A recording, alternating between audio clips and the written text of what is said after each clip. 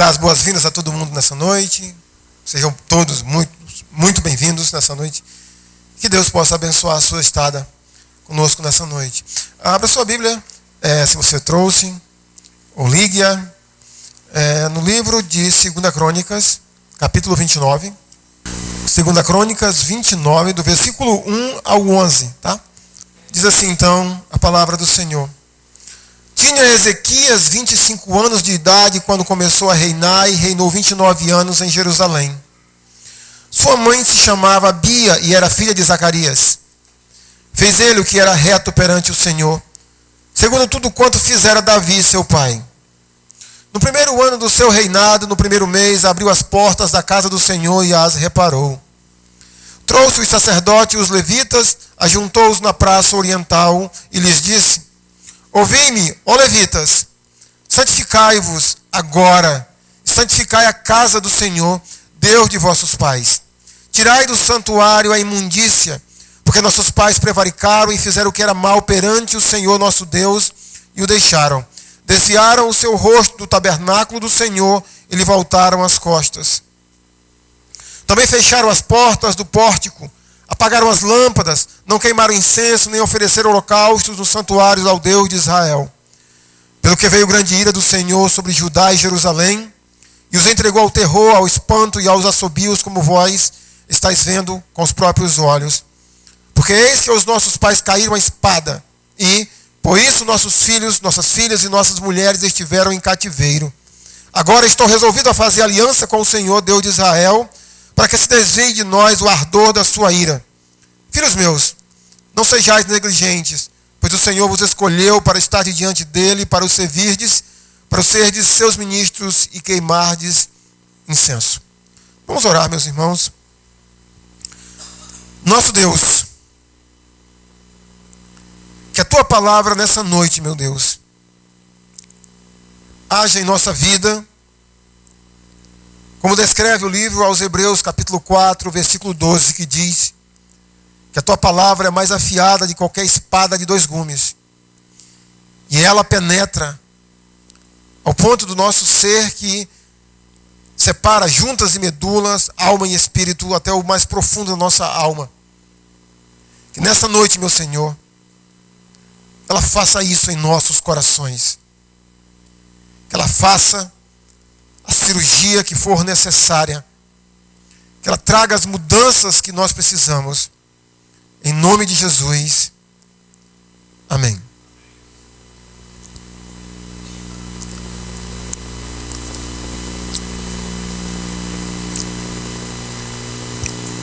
Uma das maiores dificuldades de todo seguidor de Jesus Cristo, até daqueles que de fato levam Deus a sério, é entenderem para a vida de cada um o que é a vontade de Deus. Eu mesmo, em muitos momentos da vida, e creio que ainda me encontrarei em situações como essa, a gente fica como se fosse numa bifurcação para entender, para compreender, para saber naquele momento qual é a vontade de Deus.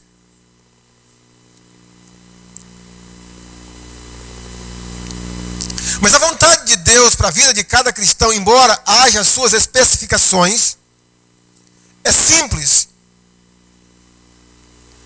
O livro de 1 Tessalonicenses 4, versículo 3 diz assim: pois esta é a vontade de Deus, a vossa santificação.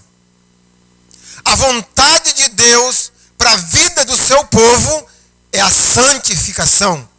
A vontade de Deus para a minha vida, para a sua vida, é a santificação.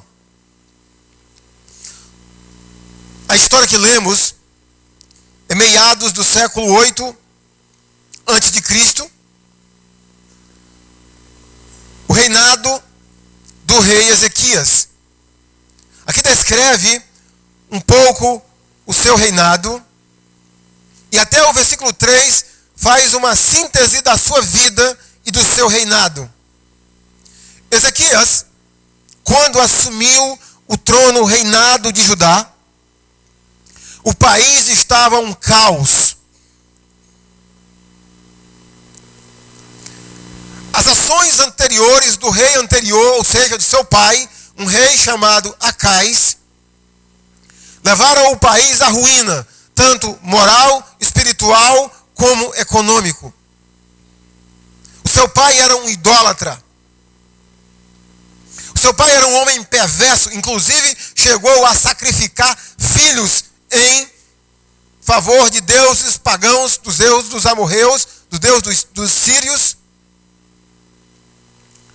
Andou conforme os reis de Israel, que era parte do povo de Deus que havia já se desviado. Fez tudo de errado. E a nação, como diz o versículo 19 do capítulo 28, a nação foi à bancarrota. Porque o Senhor humilhou a Judá por causa de Acais, rei de Israel. Acais morreu um homem novo, ainda. Ele governou 16 anos. E quando Acais morreu, Ezequias assumiu o trono diante de um país enfrentando guerras, derrotas, cativeiros. Tudo estava em ruínas. E tudo isso estava acontecendo por causa do pecado. Eu vou repetir essa frase mais algumas vezes hoje à noite. O pecado é uma desgraça.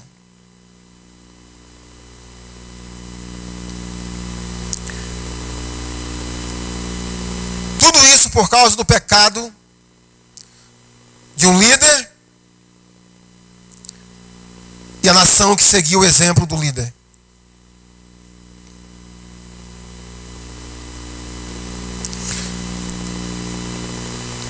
Quando eu leio o versículo 19, irmãos, isso me chama muito a atenção. Porque é um princípio realçado em toda a Bíblia. Que nós somos inclinados por natureza a seguirmos exemplos de outras pessoas. E eu, como um dos pastores da igreja, isso me chama muito a atenção. Porque, em parte, o meu exemplo, seja positivo ou negativo, influenciará a vida de vocês. Em parte, o comportamento do pastor Marcos e de todos os outros irmãos que fazem parte da liderança e de outros irmãos que fazem parte de ministérios que estão na linha de frente, influencia o caminhar do povo de Deus, da igreja de Deus, esse corpo local. Essa história que nós acabamos de ler, ela pode servir como um modelo perfeito da vida de um cristão. E eu vou, pelo menos, dar dois motivos pelos quais nós vamos tratar ela como um modelo para as nossas vidas. A primeira é que, da mesma forma que Judá é o povo de Deus, o povo escolhido de Deus, que havia feito uma aliança com Deus para andar conforme os preceitos da aliança de Deus, e havia quebrado esses preceitos,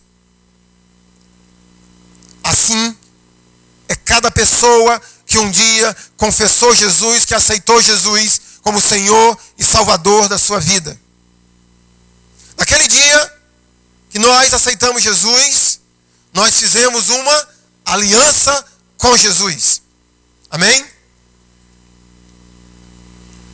Em segundo lugar, essa analogia é perfeita para as nossas vidas, porque nós encontramos aqui na história que, por causa do pecado, o que aconteceu com o templo do Senhor foi fechado. E nós sabemos que o templo do Senhor, para quem está debaixo da nova aliança, é a nossa vida. Mais especificamente, é o seu corpo e é o meu corpo. E se nós não andarmos conforme a aliança do Senhor, vou repetir, o pecado é uma desgraça. E o templo do Senhor, a casa do Senhor, se fecha para as coisas do Senhor.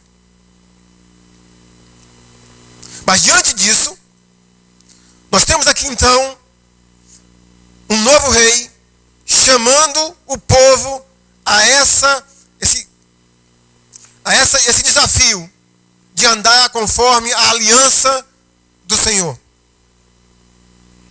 E no versículo 3 do capítulo 29, diz assim, versículo 2, melhor dizendo, fez ele, no caso, Ezequias, o que era reto perante o Senhor, segundo tudo quanto fizera Davi, seu pai. Só um detalhe importante, Ezequias não é filho de Davi, como Ernesto é filho de Eduardo, como Samuel é filho de Ulisses. Ezequias é um descendente de Davi. Então essa palavra pai no Antigo Testamento, ou até mesmo no Novo, em muitos contextos não é um pai biológico, mas um pai que faz parte da árvore genealógica, por genealogia. Mas aqui diz que Ezequias, diante de todo esse cenário, um pai perverso, idólatra, que herdou uma nação numa situação em caos, mas ele fez o que era reto perante o Senhor. Aqui nós temos o resumo da vida de Ezequias. E quando eu leio, irmãos, a história dos reis de Israel, em todas as histórias dos reis, sempre tem esse relato. Fez o que era bom ou o que era mal. Em todos os momentos que eu leio essa frase, eu paro. Porque a minha vida e a sua vida, no final dela, vai ser resumido a isso. Ou nós fizemos o que era certo, ou fizemos o que era errado. Não vai ter outro, não vai ter coluna no meio. Morreu, fulano de tal dos anzóis, foi sepultado com seus pais, e fez o que era certo, ou o que era errado. Se Deus me chamasse hoje, se Deus lhe chamasse hoje, como é que estaria, irmãos, no livro da vida? Faleceu Ernesto. E foi sepultado. E fez ele o que era.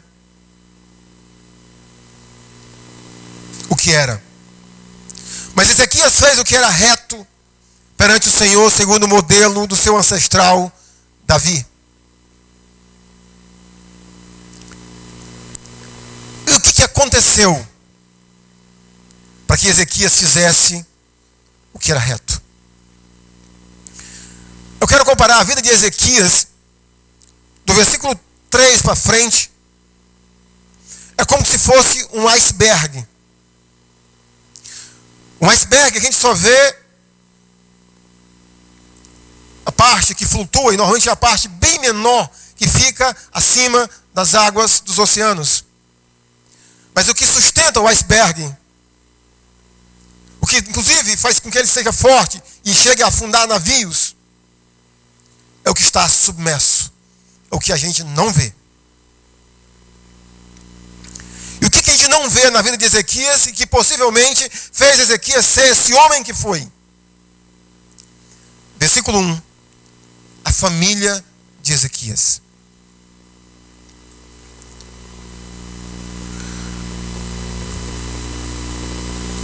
Fez Ezequias o que era reto. E aí nós temos o papel da família. Muitos homens de Deus e mulheres de Deus, e a gente olha para a vida dessas pessoas e a gente se pergunta, como ele consegue, apesar de tudo e de todos, como eles podem caminhar por sobre as ondas? Por causa do subsídio que receberam de pais cristãos que temiam e que amavam ao Senhor. Isso é tão forte, irmãos. Eu estou lendo um livro chamado Reforma Espiritual, de um autor muito consagrado, talvez a maior autoridade viva em Novo Testamento do mundo, chamado Carson. Ele tem 70 anos de idade. E alguns dias atrás eu estava lendo o livro e eu chorei, porque o pai do Carson foi pastor. E ele falando de oração, ele citando as orações que ele ouvia o pai dele fazer. 70 anos depois. 60 anos depois. Inclusive, hoje eu diria, meus irmãos, que os filhos precisam como nunca dos pais. Por causa da batalha que se tornou cada dia mais intensa e vai se tornar cada dia mais intensa. Ainda hoje estava vendo um vídeo sobre essa questão da... Me ajuda aí a palavra que me foge, a ideologia de gênero. E eu pensei, a função dos pais eu comecei a achar graça. Gente, eu deveria ter uns 7, 8 anos.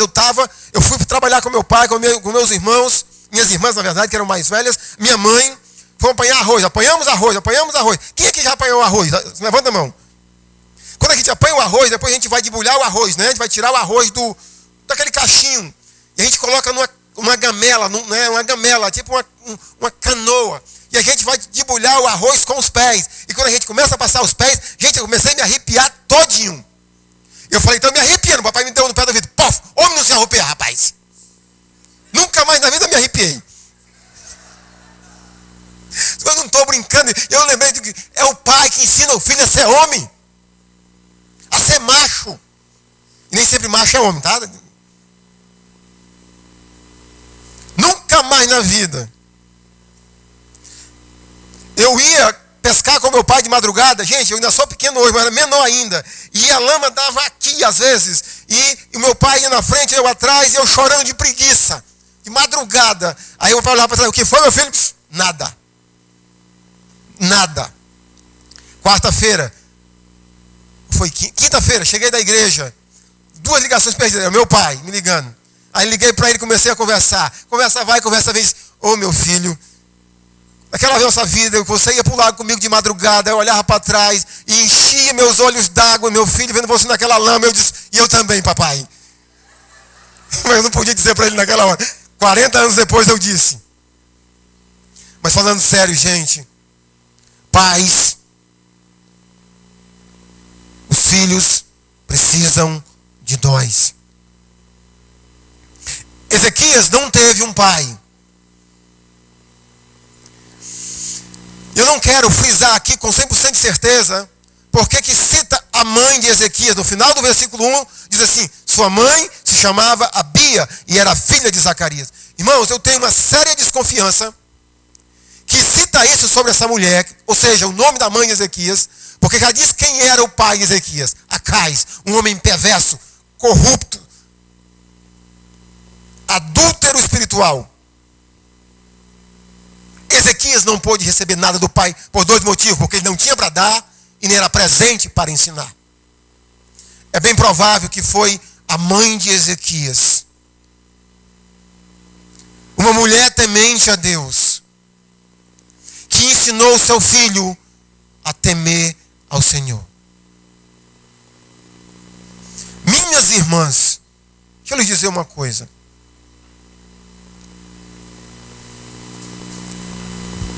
Você pode não ter um marido. Seus filhos podem não ter um pai. Mas mesmo assim você pode fazer a diferença. Amém? Ninguém pode influenciar tanto um filho que nem uma mãe.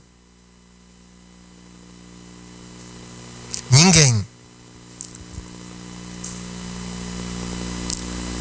Essa mulher, por nome Abia, é bem provável que ela tenha influenciado seu filho para ele fazer o que era reto perante o Senhor.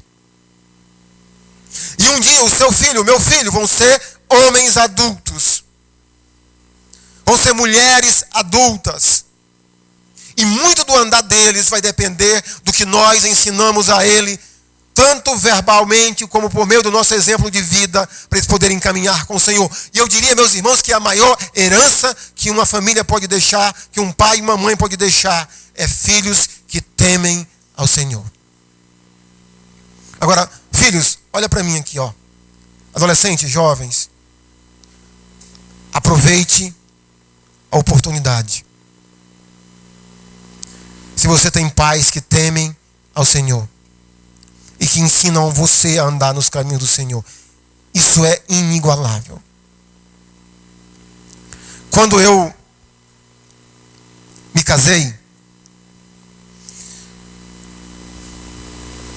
eu tinha e tenho uma inveja santa, se é que eu posso chamar a inveja de santa, de homens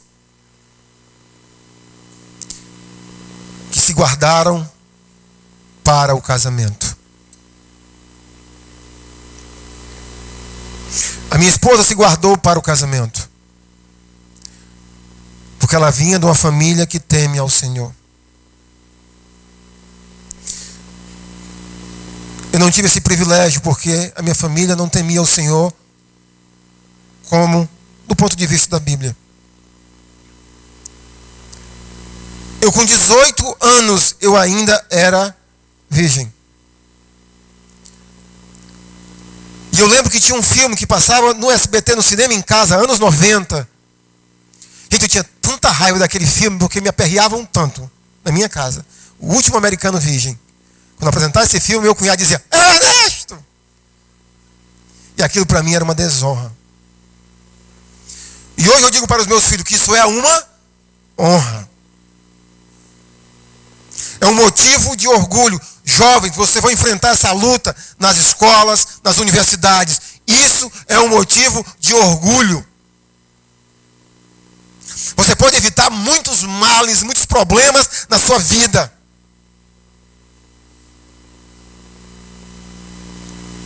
Aproveite se você tem uma família que teme ao Senhor. Isso é o que a gente não vê na vida de Ezequias. Uma mulher, por nome Abia, que possivelmente lhe ensinou a andar nos caminhos do Senhor. Mãe, largue o celular, largue rede social e ensine o seu filho a palavra do Senhor. E quando Ezequias se torna homem adulto e assume o reino, ele faz nos levar a esse entendimento que o chamado de Deus para as nossas vidas é a santidade. E que a santidade deveria ser para cada cristão. É importante, meus irmãos, quando eu falo em santidade, que os irmãos não entendam que santidade é igual a perfeição. Santidade é igual a um desejo de obedecer a Deus em tudo o que ele falou. Ezequias foi um homem que buscou a santidade, mas depois a gente sabe, conhece a história dele, a gente sabe que ele falhou, que ele fraquejou em alguns momentos da sua vida. Mas mesmo tendo falhado e fraquejado em alguns momentos da sua vida, aqui diz que ele fez o que era reto. Em primeiro lugar, meus irmãos, a santidade deve ser para cada um de nós, deve ser uma prioridade. Versículo 3 diz que no primeiro ano do seu reinado, no primeiro mês, observe, Ezequias assumiu o trono, e no primeiro ano, e no primeiro mês, ele fez o que a nação estava precisando. Não foi um plano econômico, não foi um plano de guerra, foi um plano espiritual. O que foi que Ezequias fez no primeiro ano, no primeiro mês do seu reinado? Ele abriu as portas da casa do Senhor e as reparou. Por que ele abriu? Porque o seu pai tinha fechado. O seu pai foi empurrando tanta coisa de idolatria dos deuses cananeus, que é como se fosse entupindo a casa do Senhor, o templo do Senhor, que teve que ser fechado a casa do Senhor. Acredite, nos dias do reinado de Acais, seu pai, o templo de Salomão foi fechado. Ficou abandonado. E Ezequias percebeu isso e como prioridade ele determinou que no primeiro mês, no primeiro ano, primeiro mês e possivelmente no primeiro dia do seu reinado, a primeira coisa que ele fez, ele abriu as portas da casa do Senhor. Mas eu queria realçar, meus irmãos, dois verbos. A última frase do versículo 3. Abriu e reparou. Observe que Ezequias não só abriu, ele abriu e consertou. Mas não podemos distorcer aqui o texto. Imagina só, aquele templo, imagine que aqui é o templo do Senhor. Aquela porta lá que dá acesso para cá estava emperrada, fechada. E se Ezequias só abrisse ela, e não consertasse, não poderia ser fechada, se quisesse. Ser manuseada. Ele abriu e reparou.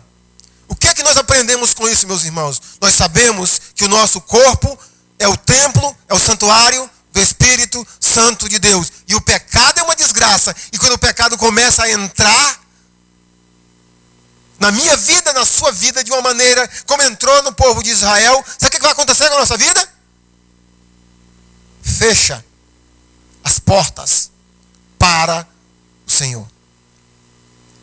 Lembra lá da igreja do Apocalipse?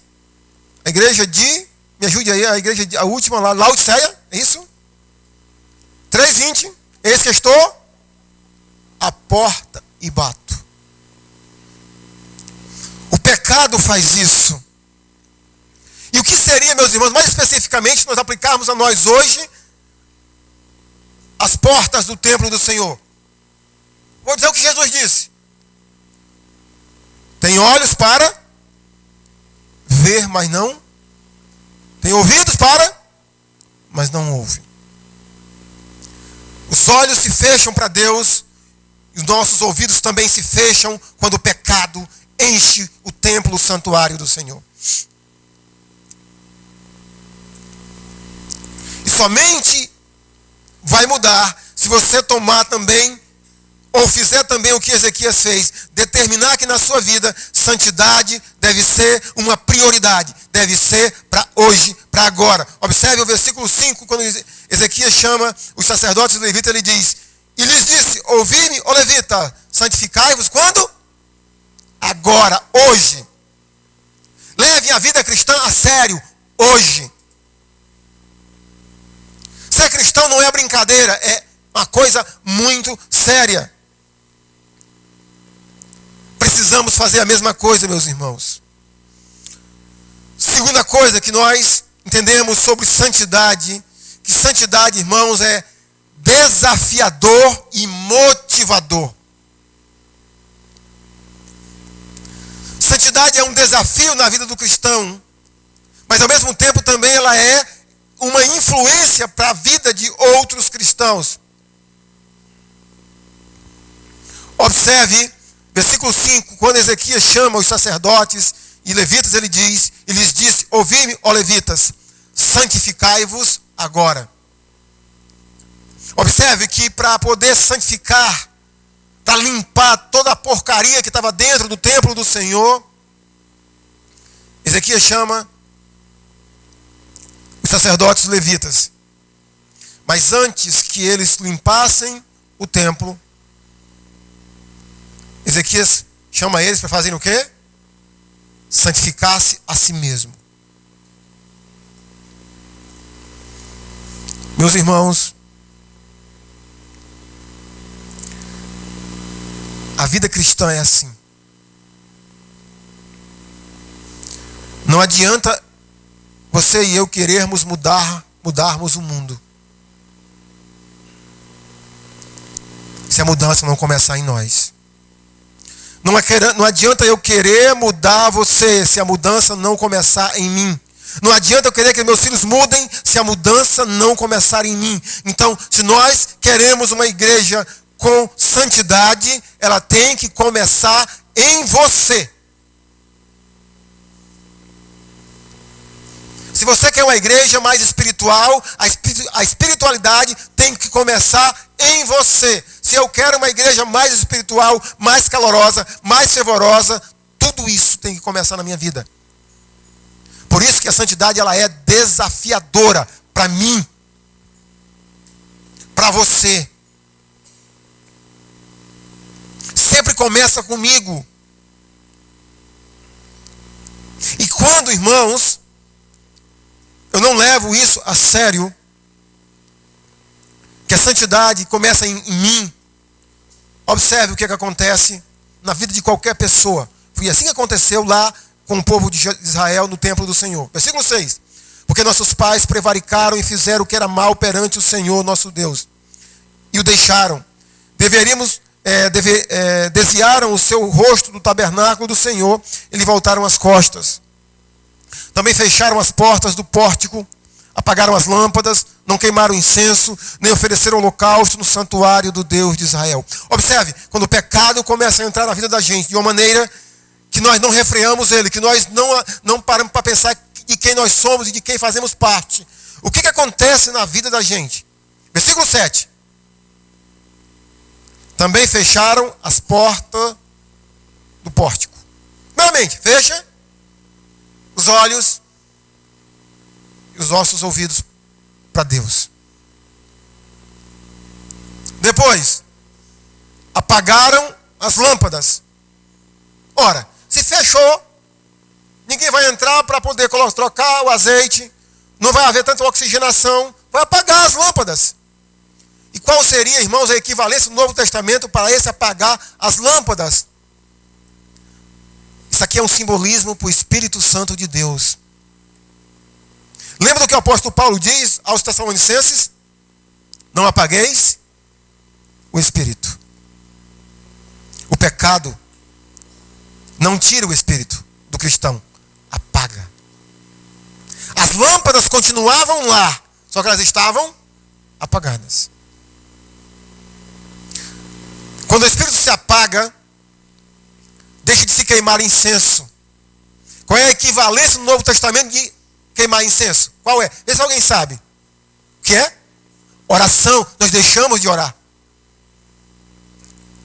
Quando foi a última vez que você dobrou o seu joelho no chão e orou ao Senhor?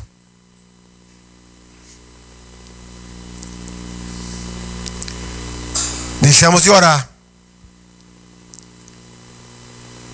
E não oferecemos mais holocausto nem sacrifício. Ou seja, abandonamos o ministério. Quem tem. E quem não tem, nunca quer saber de ter. Consequência, o pecado é uma desgraça. Consequência do pecado. E quando a nação fez isso, versículo 8 e 9, a ira de Deus veio sobre eles. Trazendo guerras, derrotas, cativeiros, mortes.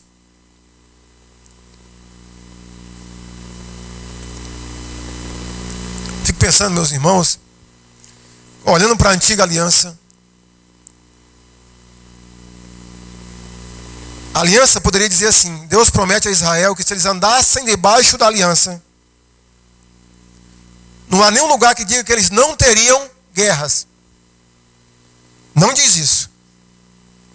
Não diz em nenhum lugar que eles não teriam lutas e dificuldade. O que diz é: se passares pelo fogo, o fogo não te queimará. Se passar pelas águas, você não vai ser submergido.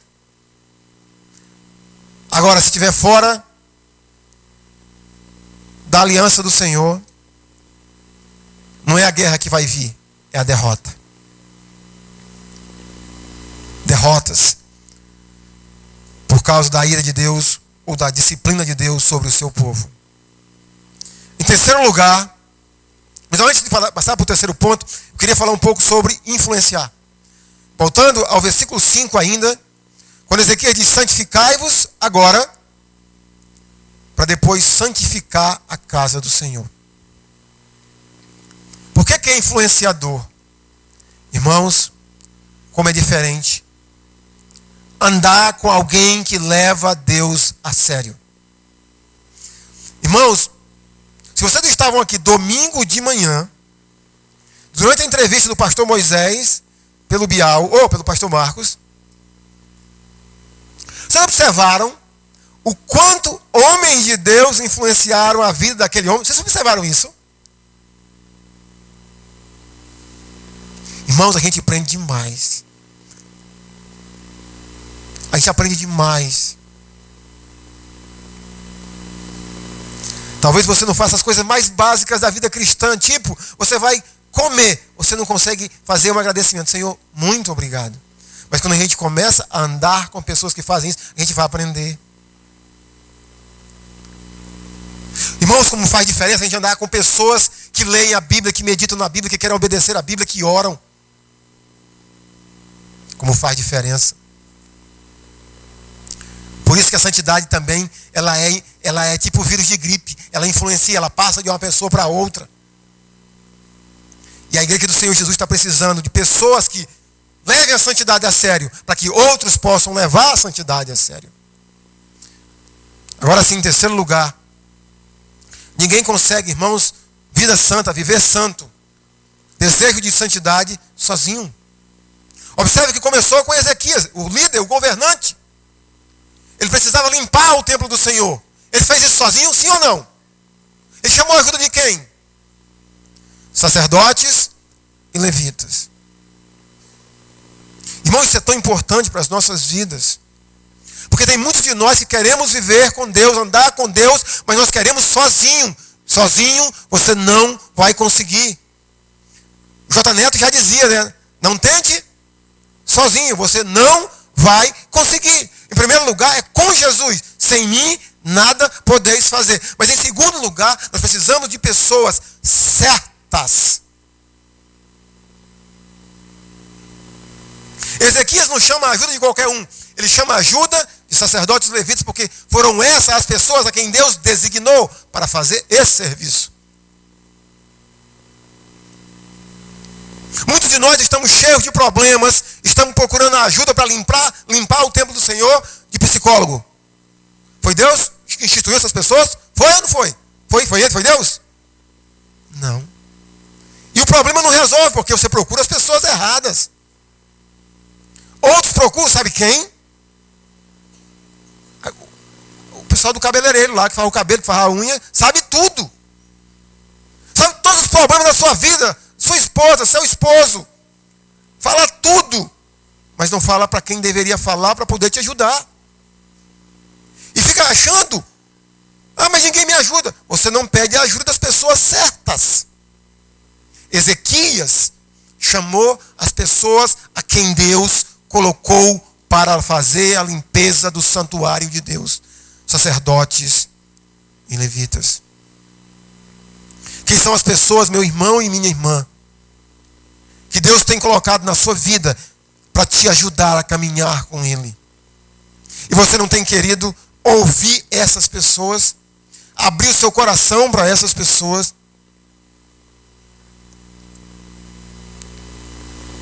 Eu não consigo entender. Eu só consigo entender quem faz isso. É o pecado, porque o pecado é uma desgraça. Cega.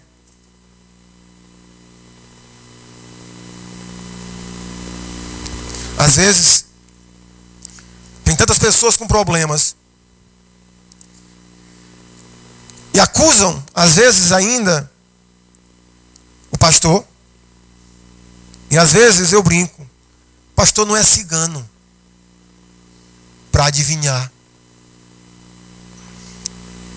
A pessoa conta os seus problemas para todo mundo, mas não conta para as pessoas certas quem poderia te ajudar. E eu não estou dizendo que é só o pastor que pode te ajudar. Tem tantas pessoas de Deus que podem trazer um conselho sábio, uma instrução sábia para você limpar o santuário do Senhor.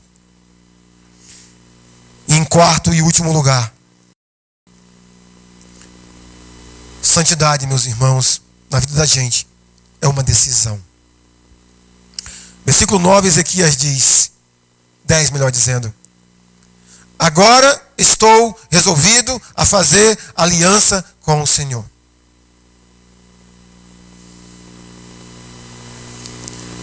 Ezequias tomou uma decisão no primeiro ano, no primeiro mês do seu reinado,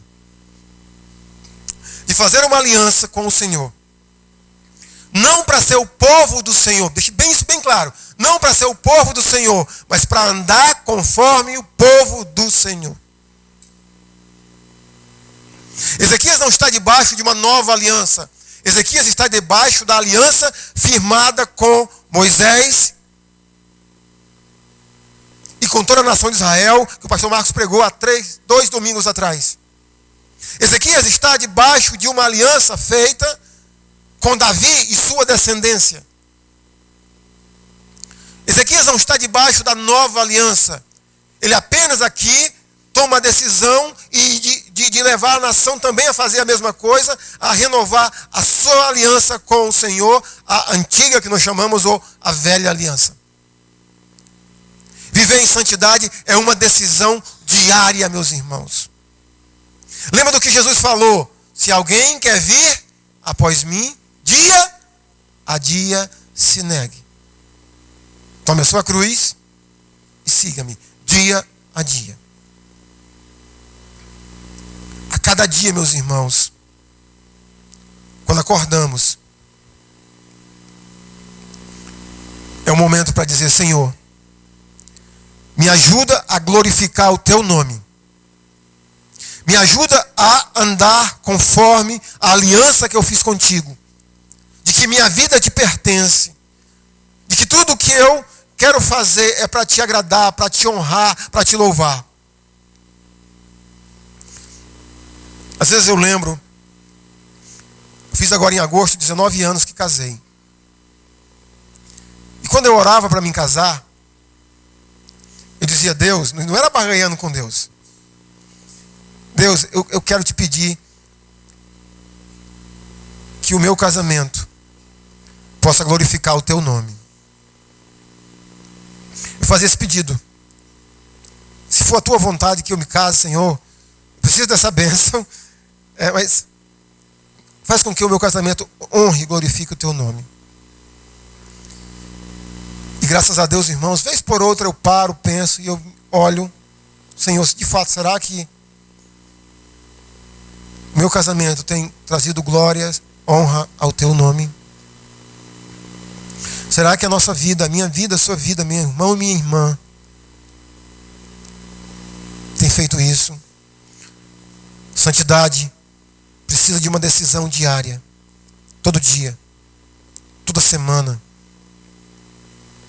Para finalizar, eu quero fazer um desafio. Ezequias desafiou a nação a fazer essa aliança de andar em santidade. Eu quero fazer nessa noite também um desafio a todos que estão aqui. Fazer um desafio. O primeiro desafio que eu quero fazer é para toda pessoa que já é povo do Senhor. Aí no seu coração, se você já tomou a decisão de entregar a sua vida a Jesus, de recebê-lo como teu Senhor, Salvador, esse desafio é para você. É para mim. Que nessa noite, agora, a gente tome uma decisão. A decisão de renovar a nossa aliança com o Senhor. Ezequias diz no versículo 10: agora estou resolvido a fazer uma aliança com o Senhor. Não é fazer uma nova aliança, é renovar a sua aliança com o Senhor. Qual foi a aliança que você fez com Deus do dia que você entregou a sua vida para Ele? Foi para andar no pecado? Foi para andar em desobediência? Foi para fazer tudo aquilo que o Senhor disse para você não faça? Ou foi uma aliança que você fez com Jesus para dizer assim: e assim, se alguém está em Cristo, nova criatura é, as coisas velhas e tudo se fez novo. Essa foi a aliança que eu fiz e que você fez. E hoje, agora, é o momento de você refletir e renovar o pacto que você fez com o Senhor. Mas eu não quero só chamar você a tomar uma decisão, mas pensar que para essa decisão que você está tomando agora aí no seu coração, de renovar a sua aliança com o Senhor, implica em atitudes. Talvez você não venha congregando como deveria congregar. Quando você toma a decisão de andar com Cristo, nessa aliança com Cristo, inclui congregar. Inclui você obedecer a Deus, em buscar a Deus em oração, em ouvir a palavra de Deus, seja ela lendo ou ouvindo, de meditar, de querer obedecer a Deus, implica que você precisa tomar decisões. Mas também ter atitude para que a decisão que você está tomando agora possa ser honrada. Decida nessa noite renovar a sua aliança com o Senhor. E eu quero fazer um segundo convite. E esse segundo convite é para toda pessoa que ainda não aceitou Jesus como Senhor e Salvador. Que ainda não entregou a sua vida para Jesus. Se você está aqui nessa noite, se tem pessoas aqui nessa noite que ainda não tomaram essa decisão, eu quero desafiar você a fazer o que Ezequiel está dizendo. A tomar uma decisão, a fazer uma aliança com o Senhor. De entregar a sua vida a Ele. De crer nele.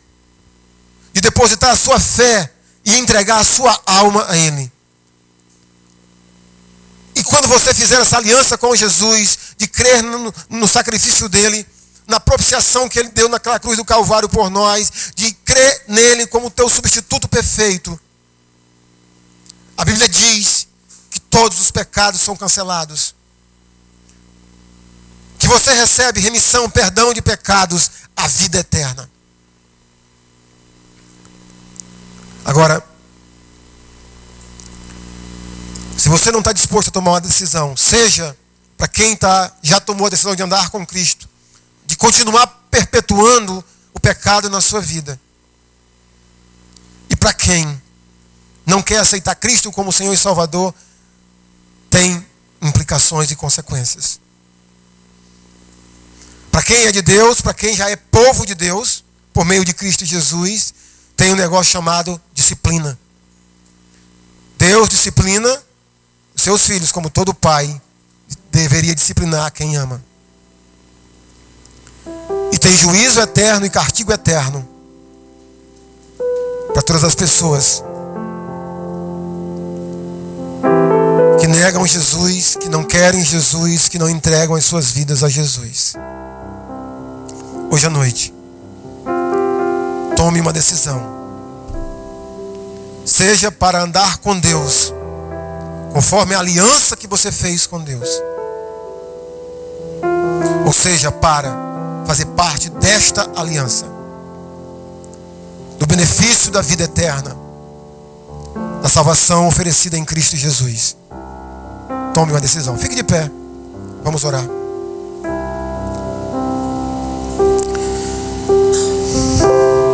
Pai querido,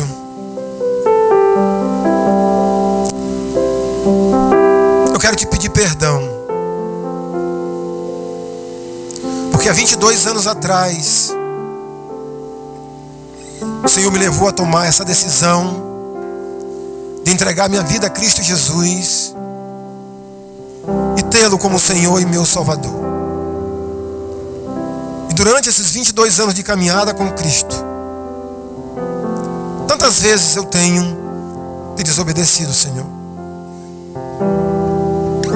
Eu tenho sido infiel com a aliança que eu fiz contigo. Mas por outro lado, meu Deus, eu te agradeço, porque cada vez que acontece isso na minha vida, o teu Espírito me toca, a tua palavra me toca. E de alguma maneira, Senhor, assim como o meu corpo, o meu organismo, o meu estômago não aceita certas comidas,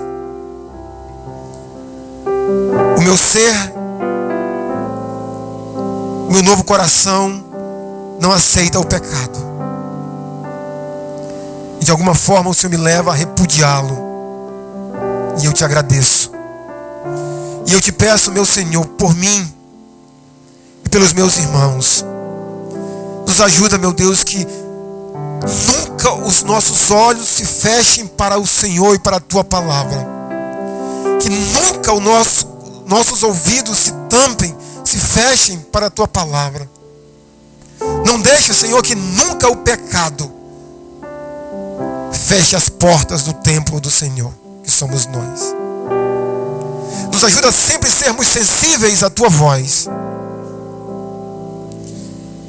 para te ouvirmos e te obedecermos. Nos ajuda, meu Deus, a despertarmos para que é andar contigo e a desfrutar das bênçãos para mim, para nós e para as nossas famílias, de andar com o Senhor. Nos ajuda a sempre pensar nos prós e nos prós e nos contras, Senhor. O que o pecado traz para a vida da gente. Sim, ele traz um prazer momentâneo, mas ele traz desgraças, destruições, frustrações, derrotas. Mas o andar contigo, Senhor, mesmo que em muitos momentos seja sacrifício, seja lutas, mas ele traz um benefício enorme. Como diz o Senhor Jesus, traz paz. Eu lhes dou a paz, eu vos deixo a minha paz. Eu quero te pedir também, meu Senhor, nessa noite, se tem pessoas aqui, meu Pai, que precisam tomar essa decisão de entregar suas vidas a Jesus, que teu Espírito tenha convencido elas de que Jesus é a única solução para suas vidas, e que elas tomem essa decisão de receber Jesus e aceitá-lo como Senhor e Salvador de suas vidas. Eu te peço isso, meu Deus, no nome do meu Senhor e do meu Salvador Jesus. Amém.